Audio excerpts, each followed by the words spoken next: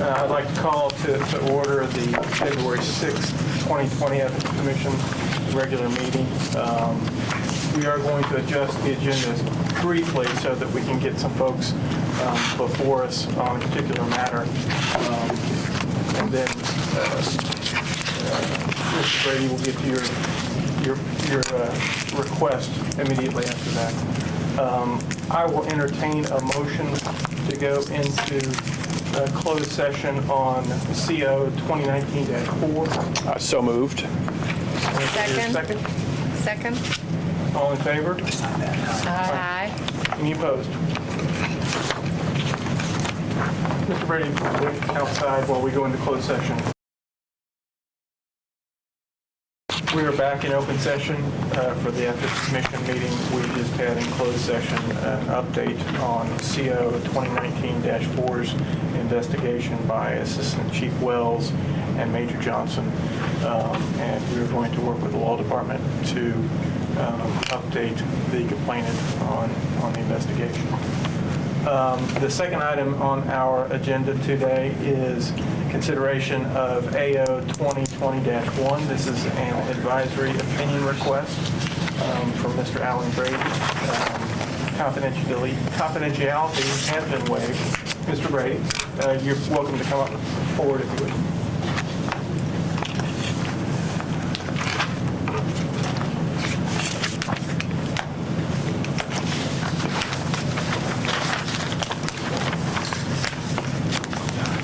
Mr. Brady, I'll let you sort of explain what it is you're here to ask an opinion on.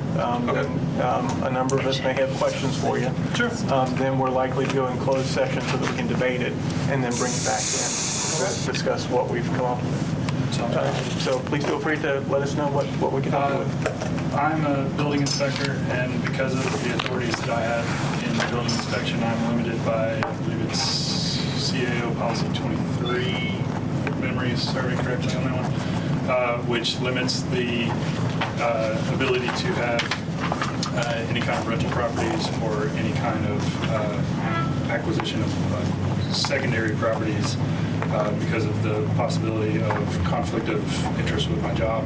It also, I don't think that CAO policy covers it specifically, but I've also been told that I can't be any kind of a registered contractor because of obvious reasons of possibility of conflict of interest, those kinds of things.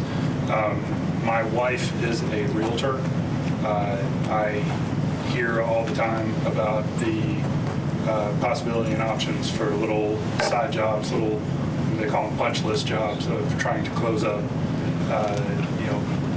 prepare houses for sale. They are constantly needing help, and I'm kind of handy, and I like doing stuff like that.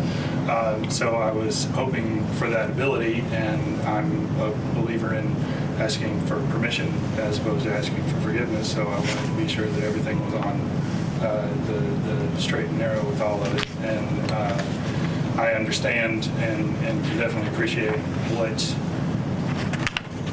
can be interpreted as any kind of abuse of power or anything that I might be able to do with my position. I have no interest in going after condemned properties. I have no interest in going after anything that's got any kind of anything from the government on it. Everything is just real simple. The house is going up for listing for my, for acquiring it personally. If any job were to come up that I would need to pull a permit for, quite frankly, I would try to avoid it. Not to get around it, I'd try to avoid the job. But I would not do any kind of a plan review on my own projects. I would not do any kind of inspection. I wouldn't assume any of that if it happened to be in my area. They've divided the city up into six sections, and I've got one specific section. So if anything happened to be in that area, I can easily get a different inspector to come out and inspect the work that I would be performing on that job. I have no interest in trying to get around anything along those lines. rental properties, I really can't imagine having more than 2, 3. It's not any kind of an empire that I'm trying to build. It's just, a little bit of, passive income, having some properties just gaining value for down the road. So as I'm hearing it, it's two different or related items. Number one, an interest in having some rental properties, and then also doing sort of punch list repair work here and there. It's almost 3. Okay. The CAO policy would directly addresses the being able to like flip houses, which would it's the flipping of the houses and the rental that is specifically on that CAO policy. I guess I wasn't very clear on the flipping of the house. Sorry, but it's kind of those 3 points is what I'm looking for. It's a question for you. CAO policy, how does that's not a specific provision of the Ethics Act, is it? That's separate. Okay. Through the authority of the chief administrative officer. So in essence, any CAO policies are sort of things that the CAO has adopted that are above and beyond the specific provisions of the Ethics Act. Okay. We've applied for such in the past. Okay. You applied. Not me specifically, but Commission. the commission. Okay. Is there any particular plan that you would have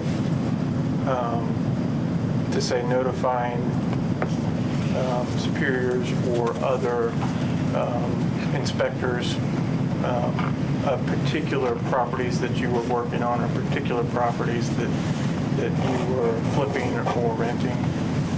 I don't have anything specifically laid out, but I've got a good relationship with my director and my supervisors. I have no problem being just, expressing intent before acquisition. I'm very clear. We're all pretty tight-knit. Does those punch net projects require remodeling permits? I'm hoping not. It's possible that they could. It depends on the extent of the work. Okay. Really, I'm looking more for quick turnaround, paint, a little flooring here and there, maybe some cabinet work. Just kind of not getting into any kind of an overhaul type of a project. Just more prettying it up, if you would, just to help us out.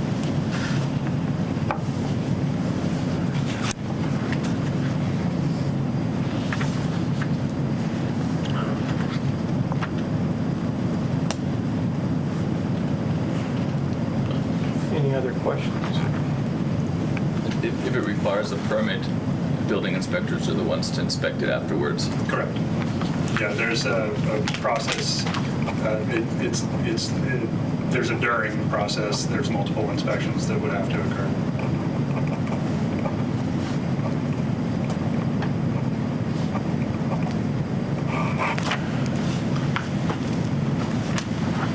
I don't have anything. Any other questions? I will entertain a motion to go into closed session for further discussion. So moved. Can I hear a second? All in favor? Aye. Aye. Mr. Brady, thank you for your patience. We have discussed as a commission your request. And one thing that we want you to understand first and foremost is that we're not here to opine on or provide you advice on CAO 23R. Okay. That is a totally separate and distinct area to what we deal with, which is just the Ethics Act. Okay. So before you do anything, we urge you to take a look at CAO 23R, perhaps get with the legal department to go through an opinion process for that. And so we are not going to be opining on that, but that could be a bigger issue for you. Okay. The reason I was actually told to present this to you guys. Okay. Well, again, we can talk to you about the Ethics Act. Sure. And so, if you get beyond the CAO 23R hurdle, from an Ethics Act standpoint, the types of things that we're going to have in our opinion to you are things like the safeguards that you're going to have to put in place. You're going to have to not be involved in any approval or inspection of properties that either you're working on or that you own. Fully understand. There's going to have to be some notice plan in place so that you can notify your supervisor, your team, et cetera. You're not going to be able to do any property-related stuff for yourself, whether that's the punch list or trying to market or work on the rental properties, the flipping, et cetera, while on LFUCG time. Oh, sure. And not using any LFUCG equipment. Particularly with rentals, if people are trying to call you, that could get a little more difficult. Sure. And finally, for this list, and we may have more in the actual opinion, but not to wear LFUCG labeled apparel while you're doing any of this, or in any way marketing the fact that you are an LFUCG employee while either doing the repair work, marketing for the repair work, trying to rent the properties, flip the properties, et cetera. Understand completely. But again, the much bigger hurdle that you are likely to face is CAO 23R, which is not something that we can comment on. Sure. But the legal department can comment on that for you. Okay.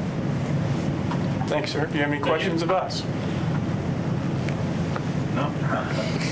Well, I appreciate your patience, like I said, and we Absolutely. will get that opinion out to you, sir. Okay, thank you much. Thank you. Thank you.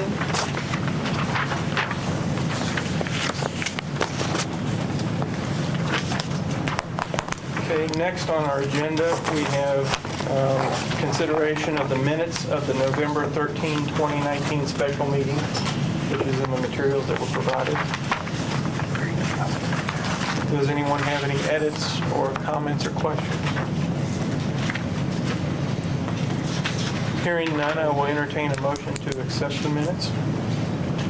So moved. Do we have a second? The motion is to accept the minutes of the November 13, 2019 special meeting. All in favor? Probably going to have to abstain because I was not present at that meeting. Same for me. Okay, we have 2 abstentions. We have 4 in favor. We may need to kick that then to the next meeting for approval. Because they're not there. They're not counted. So there's 4 quorum. We're gonna have to wait. We will table that until the next meeting where we have sufficient votes to accept the minutes. How does that not, Well, I'm trying to, because if 2 abstain, but we still have, there's a still a quorum. there's a quorum There would even be with 4. 4, isn't there? your quorum is 5. Because there's 9 of you. Oh, there's 9, okay. But is an abstention, I mean, we're present for purposes of having a quorum to hold a meeting, but isn't just a majority of those present? That's what I thought. I think you might be right.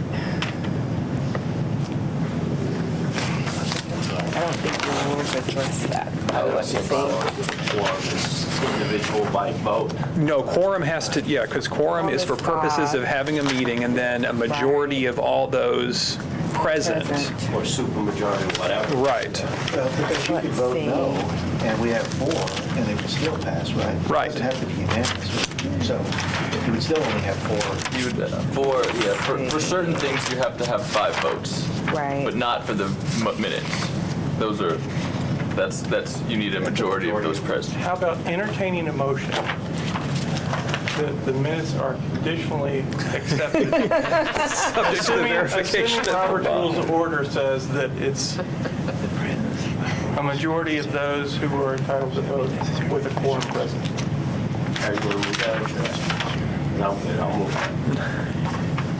Second. Second. There's a motion and a second. All in favor? Aye. Okay, it says a simple, Yeah. I got to it. You went too fast. It says a simple majority of those present and voting shall be necessary for votes taken on all matters, including but not limited to the adoption of the minutes. recommending that the Irving County Council adopt particular ordinances or resolutions and issuing advisory opinions, making determinations about preliminary inquiries, and it lists a whole host of things. So our conditional vote does carry. Yes. The chair And it is now declares. unconditional. Yes. That one Says- passed. 25, Yes. 20. The chair hereby declares that the minutes of the November the 13th, 2019 special meeting, after much consultation, has been passed. Ethics tip line reports. There was just one, and that went to HR, and that's been settled. Any questions or comments? I'm still curious what other cities are like, relative to volume. In my first meeting here, I think I asked, what would we expect in our size city for an ethics commission in terms of volume? Like not getting anything, does that mean there's no issues out there that are proactively trying to find us, or does that mean nobody knows we exist? Well, the tip line isn't something that comes to the Ethics Commission. The tip line is something internal that we have for the government. We just report to you all if we get any complaints that relate to the Ethics Commission, but employees are fully aware that we have the tip line. It's on the intranet. It's used. Yeah, and it's kind of a misnomer that it's called the ethics tip line. Because Right. It doesn't all go to the ethics commission.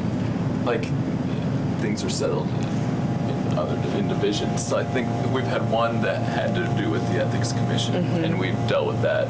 But the majority of them go to HR, and they Yeah. don't even relate to the Ethics Act. That's just the name That we call.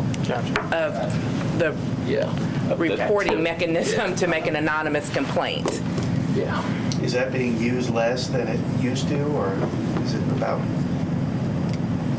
It's hit in the beginning. We probably had more, but we've had it for several years now. So it's there, but we don't get a large volume. And sometimes Of there's tip line quite a complaints. few. It's just sometimes there's none. I think a few meetings ago there was. It depends on what's going on in the government.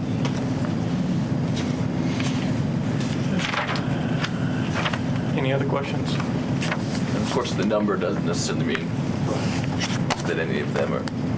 And some people, and this is for you to do it anonymously. So some people just make complaints. They'll contact HR and make a complaint, and it's addressed that way. And that would never show up here. It's only the people who are trying to make an anonymous complaint that would use the tip line.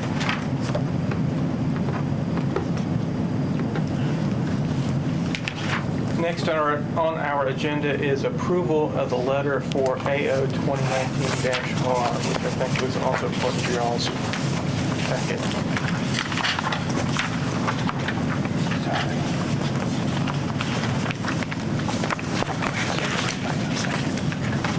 This was the request about providing firefighting equipment. Did everyone get a chance to review this?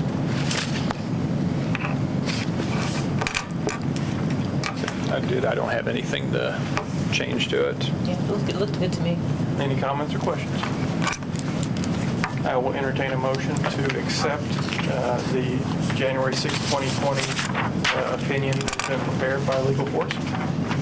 So moved. Is there a second? All in favor? Say aye. Aye. Any opposed? I think I have to abstain because I wasn't here when this happened, or I slept through it. Well, we have enough votes for a passage. It's just the first time you're paying attention to whether or not they're here or not. Because they normally vote. Next is the financial interest statement update. It's my turn. Yes, please.